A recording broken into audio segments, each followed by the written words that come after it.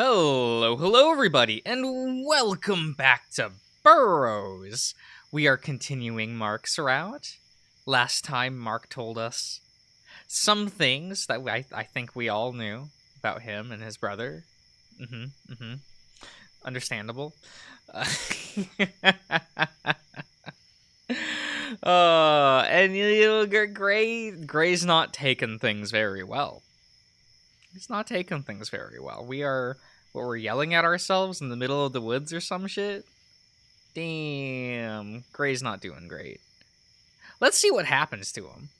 So I searched desperately for the only voice of reason available, the pair of judging green eyes staring down at me within my own subconscious. What do I do? You said you were willing to overlook everything. He needs you, remember? Go to him. But I know there's nothing he could possibly say to make it better. What's happened, happened. But I can't fix this. I'm not his psychologist. I'm not his therapist. I'm definitely not Joshua. Painful as this is, you owe it to us to ask questions. To do the work, to understand how this happened. To us? I deserve to feel love too. Even if I can never be in his embrace again, your emotions feed me well enough. I close my eyes. Its form is blurry, but not entirely alien. What do I even ask? It sighs. I can hear it stroking its beard. If it was entirely Mark's idea to begin with, if Joshua was really a victim here, or if it was mutual. How deep does this pain go, and why hasn't he been able to face the truth? But what if hearing the truth makes it worse? Then we leave and don't look back. Find not Ian, and let him help us to escape this game. Easy for you to say. You fell in love with an idea of him. Now, it's up to you to decide if you love the bigger picture as well. Right. I have to see it this through. Go. Find him. Before the rabbit does. The final remark makes my blood run cold. I shoot to my feet and gather myself as best I can. Despite everything, I still need to protect Mark from Virgil, and I just left him alone. Mark? Mark, where are you? I push ahead, push through the dark forest on pure instinct, with only the moonlight to guide my way. Mark, please, say something if you're okay. A weak voice. It whimpers a few yards away, barely audible. Gray? Mark's voice is coming from behind this tree, but could he have come looking for me? I round the corner, already smiling at the sight of his bright orange tail coming into view. Mark, thank God I stumble back as it comes into view. Mark?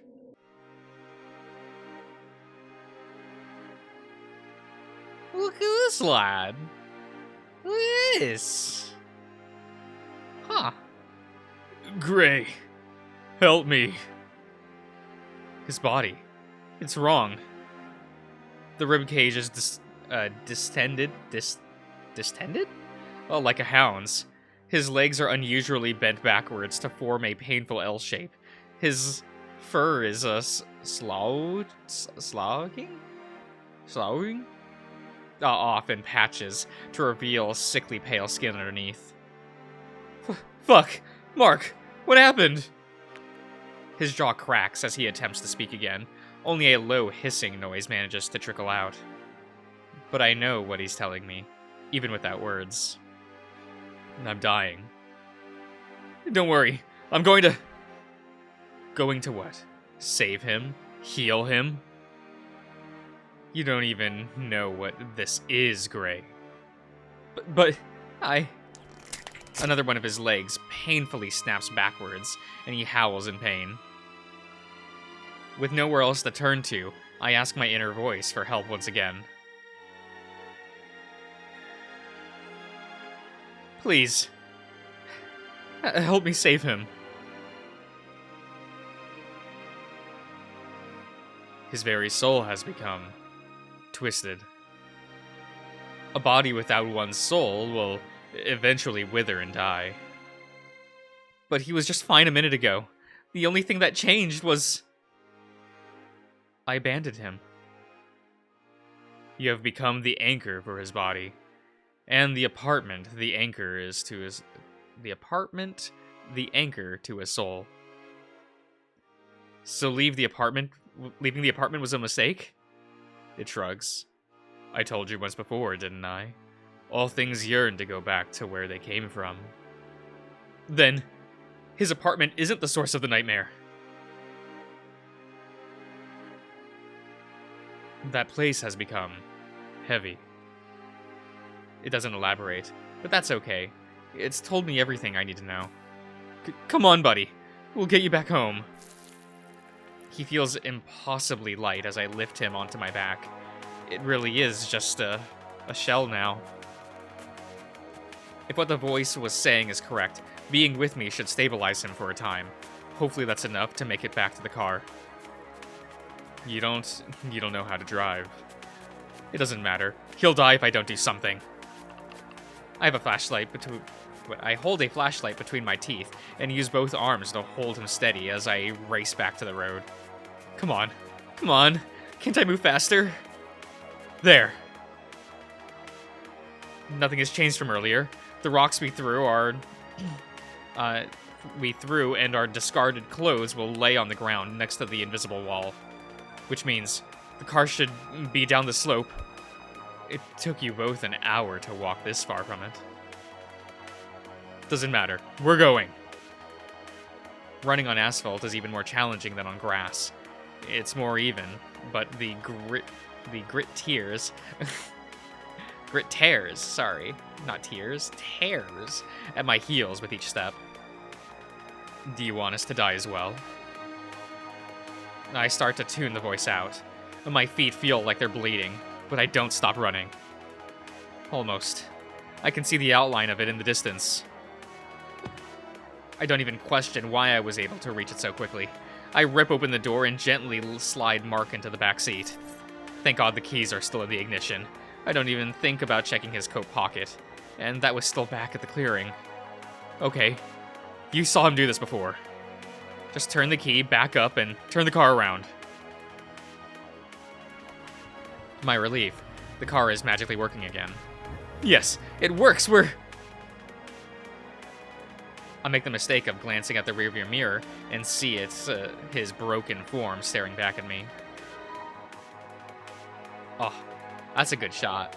That's a real good shot. Reminds me of that one ending from Clock Tower. I make the mistake of glancing at... tears flow from a sunken hole his left eye used to occupy. Mark, hold on. We're going home. Oh, what's this? Notification? Fragment? Let's break the tension. What is this? It is not strictly known when one's soul becomes vulnerable to bewitchment. Particularly souls of the amalgamant sort, but once the poor things reach such a state, it is imperative that the affected is slowly guarded until the body and soul can become reacquainted. There is no shortage of lost souls churning in the Plutonian depth, waiting for a moment most opportune, for there is no greater seduction to the forlorn than the warmth of a freshly empty vessel. Okay, I don't know what that all means, but let's go! I take a few deep breaths and start the car. The headlights flicker on, and even in clearer weather than before, I can barely see more than a few feet ahead. Calm down, Gray. Take it slow. I pull the gear shift towards the letter R and gently press down on the gas. Easy. We suddenly lurch backwards in a direction I wasn't expecting. Of course it's in reverse, idiot. The adrenaline kicks in, and I'm able to correct my steering, keeping us from driving off the road. Don't let the panic get to you, Gray. We have to get this turned around. Bit by bit, I managed to get the car to face the right way, almost losing control as the back wheel slips over the edge of the road on the final turn. Okay, I got this. I look back, trying to ignore the deteriorating form to offer a trembling smile of reassurance. I'm going to save you, okay? All he can do is nod. With nothing else in our way, I slam down on the gas and we propel forward. The road is a straight line for miles, and I know I won't have to worry about other cars until we pass through the barrier again. At this speed, it doesn't take long for us to reach 30, 40, 60 miles per hour. The car rattles like it's about to fall apart, but I don't ease up. This thing can be going 100, and it still wouldn't be fast enough to reach the city in time. How am I even going to navigate back to his apartment once I get there? It's so pointless, the struggle. I know I have to try. I know that. I said I would protect Mark, so I will. But it hurts to fight a losing battle. And after what he told me, am I protecting a monster? And after what he told me, oh wait, that's it. Oh, when we get him fixed up, then what? The darkest part of me wants him to disappear so that day never comes. The game would end, and I could go back home and put this behind me. But I stopped listening to the darkness once we survived the elevator crash. I stopped listening to the voice inside me when it told me this was pointless. The only reason I need is my own. Help me! I jump as his hand brushes against the back of my arm. It feels ice cold. I'm sorry, Gray. Want to be... His voice trails off as he slinks back into his seat.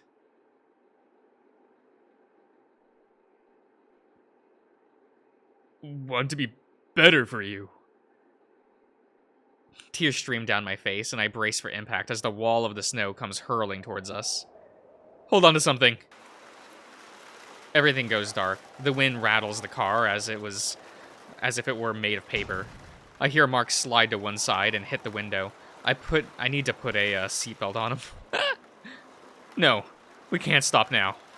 I'm sorry, Mark. Just hold on, we're almost home. I ease up on the gas.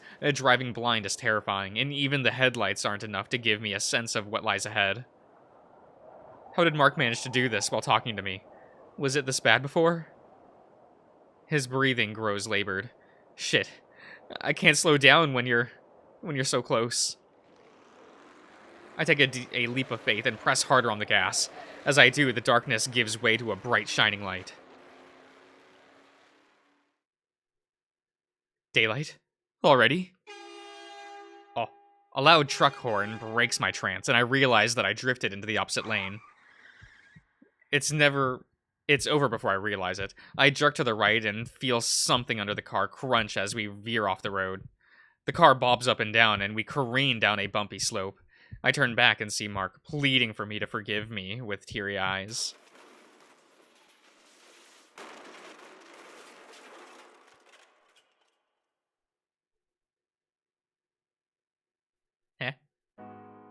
And then, I'm in the air.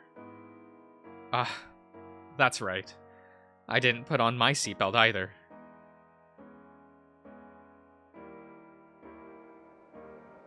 Oh? I sit suspended in midair, able to look down at the wreckage. The front of the car is wrapped around a tree, and the front window is completely shattered. Why am I seeing this? Did I die? Suddenly, I feel something like a thin cord wrap around my neck. Oh. Well, that's kind of fun. Here, let me turn down that volume real quick. As I yank back, I hear his voice. Oh boy. Y'all are more trouble than you're worth. Did you really think you could skip out on the final act? And after all the trouble I went to put it together. I can't breathe. I feel like I'm being, distorted. Stretched impossibly far. The scenery races by at an impossible speed, turning from wilderness to highway, and back to a familiar-looking cityscape. An A for effort. Now then. Everything goes black as I'm slammed downward from hundreds of feet. Be a good boy and stay. Oh. Oh. Oh, no. That was a good build. Oh, boy. I had a good time. Marky Boy's a good time. He's still my favorite route. It's just so much is happening. So much drama. It's all good. There's like never a dull moment in Mark's route, is there? It's why it's my favorite. But alright, everyone. This will be a little bit shorter of a part, I guess. Sorry about that. It's not like the shortest thing in the world, but it is what it is. I look forward to the next time we get to play Burrows. I assume it's going to be either Mark or Gabriel. Not Mark, Ken or Gabriel. Kind of hoping it's Ken, because he's my favorite of the four in terms of character. But, you know, it's fine. It's fine. I'm not easy. It's all okay. But alright. I'll be ending the part here, so I'll see you guys around.